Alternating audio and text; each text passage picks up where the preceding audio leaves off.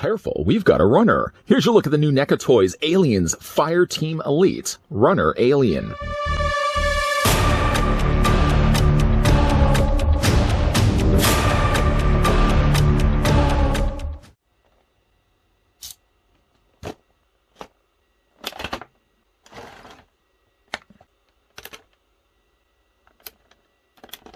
Featured in the Aliens Fireteam Elite video game, runner aliens are pack-hunting quadruped xenomorphs. They attack in groups, charging in high speed and finishing with their claws. Runner aliens comprise the bulk of infestations on human colonies in the Mid-Rim, whose vast livestock herds are easy prey. The runner aliens encountered on LV-895 in the Katanga refinery use a distinctive circling attack to whip foes with their serrated tail, survive the hive, fight to contain the evolving xenomorph threats in the cooperative survival shooter Aliens Fireteam Elite. Because runner alien is a xenomorph that's known to move on all fours instead of just its two hind legs, we're going to keep it that way when it comes to measuring just how long the figure is. Grabbing my trusty tape measure as well while I'm doing this, I'd like to thank the folks over at NECA Toys that did provide this sample of runner alien that we could have a look at in this video. I'm not going to count its tail, just because you could have the tail extended all the way out, and that would double the length of the runner alien, or you can have it as I've got right now and just curled. What I'm instead going to do is measure off where the tail would have started, and then I'm going to measure it to the front of its snout, as that being the length of the figure. That sounds okay. Runner alien, though, with that in mind, the figure is 4 inches in length, and to flip that around, the figure's about 10 centimeters long. Speaking, though, of aliens that run on all fours, we just recently had a look, in fact, at 2 of them here on this channel, if anybody remembers those. I'm not going to give you a whole lot of time, don't worry, don't start sweating that you don't remember those.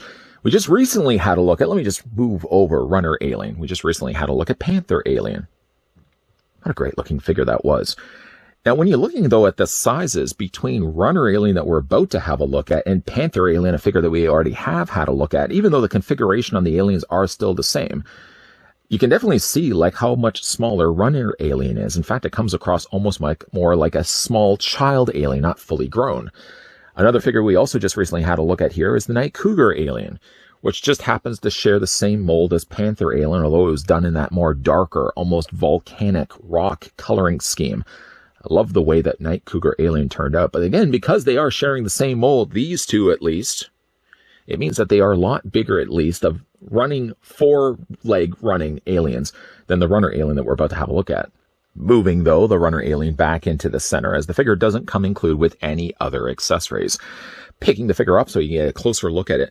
The neat thing about the runner alien, and it really should have been a case as well that it brought in the dog alien, because I think that also would have made for a good comparison, is the sleek nature of this xenomorph's body. I mean, even if just to lift this up and see from where the tops of its shoulders are to where the top or the starting of the tail ends or starts beginning here, you can see like how narrow and thin, almost malnourished the body is. It's a sleeker, almost more evolved states, I would say, of the dog alien. One thing that's notable about the runner alien is the size of its head.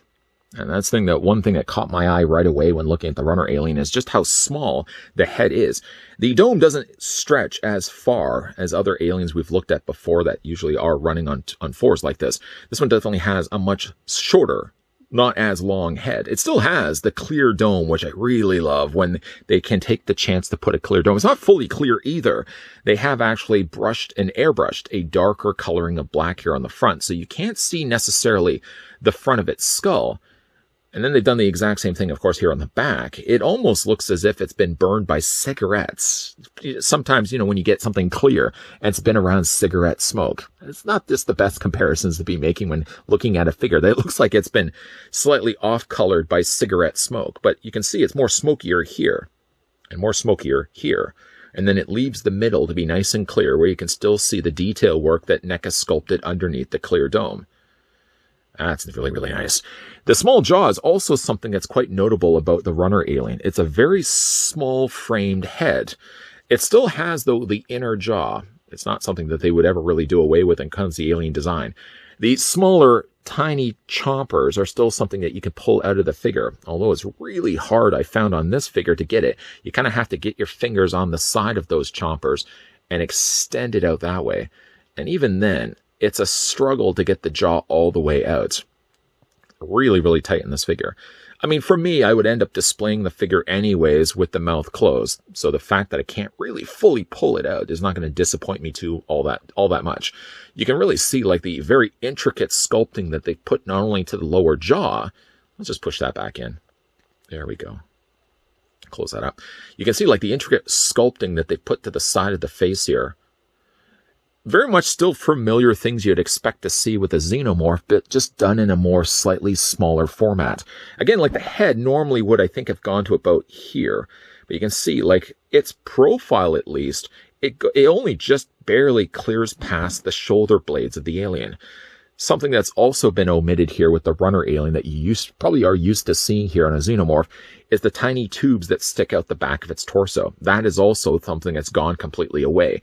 They have made the design of the runner aliens so streamlined that the wind current can just pass right through it and hitting nothing along the ways.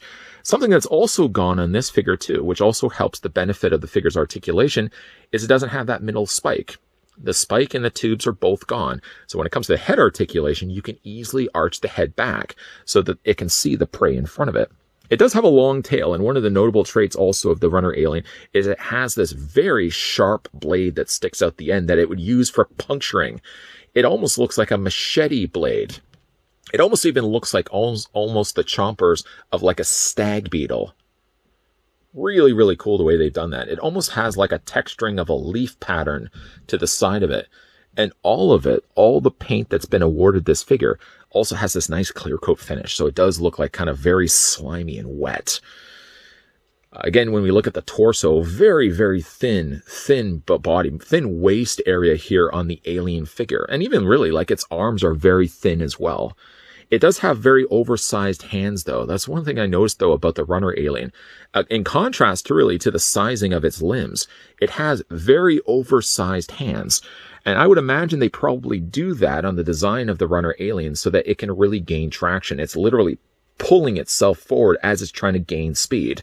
And that would probably explain why it needs to have such large hands, so it can really grab into the ground as it's pushing itself forward. Its hind legs, though, are slightly smaller in size. In fact, actually, while looking at least the under padding of the feet, it kind of reminds me more like a dog. Like if I was to look at the back of this and ignore the fact that the whole front of it is xenomorph, I'd actually almost be thinking like I'm looking at a dog. Maybe like a St. Bernard or something along those lines. But again, it's a really interesting design of a xenomorph. Very much the same as what we would expect to see with a dog alien, but a little bit more refined. Maybe that was the word I was looking for. A refined design of the dog alien. A little slimmer, a little leaner, and a lot faster in speed. For the articulation on runner alien, we're going to start things off first with its head sculpt. The head on its own is just on a ball joint, so you can rotate the head back and forth this way. Back and forth this way. I want to make sure, of course, my hands aren't going to be getting in the way all the time. There's a hinge joint also as well. So really, technically, if you did want to have this thing on its hind legs, you could technically do that. The thing about it, though, is unlike other aliens, I find its arms, the front arms at least, are way too long, I think, where I'd want to display it on its hind legs. No, this is definitely an alien I think you would always want to have display on all fours. Not that I'm going to tell you how to display this figure for yourself, but I think definitely it works better in this configuration than having it upright. The head, like I said, is on a hinge joint, so you can see probably like there's the hinge joint right there. It allows the head to hinge down and hinge up. But then in addition to that, the neck is also on its own independent hinge. So it can also have the head looking forward this way, or you can also have, see how much clearance they've allotted for this actual hinge joint. So you can actually take the neck and arch it back way, way, way far. I don't know if I would probably have it that far. I actually kind of like the way I had it before, with just kind of meeting in the middle and then sort of compensate it with the head. I really like to have it look more like this than have the neck done completely all the way back. This is my own personal preference. The torso is on a ball joint, as it would normally be the case with any other xenomorph we looked at before. One thing I did want to notice, though, point out at least to you guys, is like the mid-torso is a softer plastic. There is probably a joint that's working inside of this, but they've actually covered over top of it with a softer plastic, just to kind of make everything look a little bit more seamless. The arms are on pin joints or hinge joints, so they would normally allow you to rotate the arms all the way around. Not that you probably would be doing that for the sake of displaying the figure, but yeah, it does do that. And you can also take the arms and bring them out too. Really super, super impressed with how much posability this guy actually has. He has the single hinge joint only in his elbow, but that single hinge joint actually does two things. Not only does it hinge it back and forth this way, but it also allows the arm to rotate this way as well.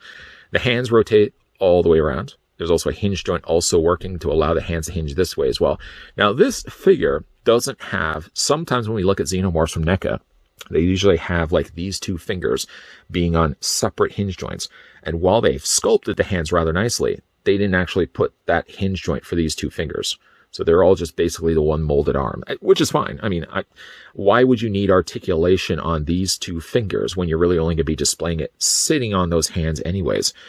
Then for the back hind legs, they work the same way as the front of the arms. They move back and forth this way, and there's also a hinge joint that allows the legs to split out, depending on how you want to have it displayed. Then when we look at the knees are on hinge joints in one place here and one place here. So you can straighten out the legs if you want to, but if you want to have the legs arched back further, you can have them done that way too. And then there's a hinge joint right at the back of the hind leg. Now, I have it all the way down now, but if you did want to have it straight, just move this back. I think I would rather have it kind of, I think the way I really started the review at is probably the way I'm going to keep it when it comes to displaying it. Sort of having the front of the leg this way, the knee bent, and have as far back on the arch on the back of the leg. And then, of course, when it comes to the back, I guess I would consider this to be the ankle of the alien. It does have a hinge joint also there as well. And there doesn't seem to be any ankle pivots. While there's an ankle pivot, I guess, for the front of its hands, it doesn't actually possess that on the back of its hind legs. But considering for how much other articulation this figure actually does have at its disposal, I think what they did manage to put in there in the figure is fine enough. Again, we just get the legs a little bit more arched and have, of course, the head looking up. Really like the way that the head arches this far back. It's probably the most archable. Is that really a word we want to be? Yeah, we're going to run with it. It's the most archable of the heads I think we've gotten from an alien figure. Between having the articulation it does have at the base of the neck, and then the articulation it has at the head, and not to mention, again, like the tubes and that spike that's normally notable on an alien, with those gone completely and omitted, it not only makes the figure look a lot more streamlined, but it makes the figure a lot more posable too. So excited I was to show you the articulation here for Runner Alien. The one part I actually did leave off was the fact that the figure does have a wireframe tail. Sort of goes with the territory I know when it comes to NECA alien figures. There's always going to be a wireframe. And even though I didn't mention it in the part of the articulation for the figure, it's also in there as well. Quite the long tail. It's actually, the tail is just as long, if not longer, than the actual body of Runner Alien. Even though it's not as film canon, or not as memorable perhaps as maybe like the dog alien from Alien 3, I kind of think I like the design on the Runner Alien just a little bit more. It's not as big as the dog alien. It's a little smaller, it's a little more slender, and it's a little bit more meaner and leaner. But I do like the design of this one. I especially like the fact that the head is not as long. It seems like it's much more narrow head, and really all of its energy you can see is actually coming from its body and its limbs. It's not using any unnecessary weight or size. Probably one of the reasons why it has a longer tail and a smaller size head, just so it can make it a lot more sleeker and faster when it's running through the alleyways or the tunnel ways. Big thank you, though, to the folks over at NECA that did, in fact, provide the sample of the Aliens Fireteam Elite Runner Alien that we can have a look in this review. What a great looking figure.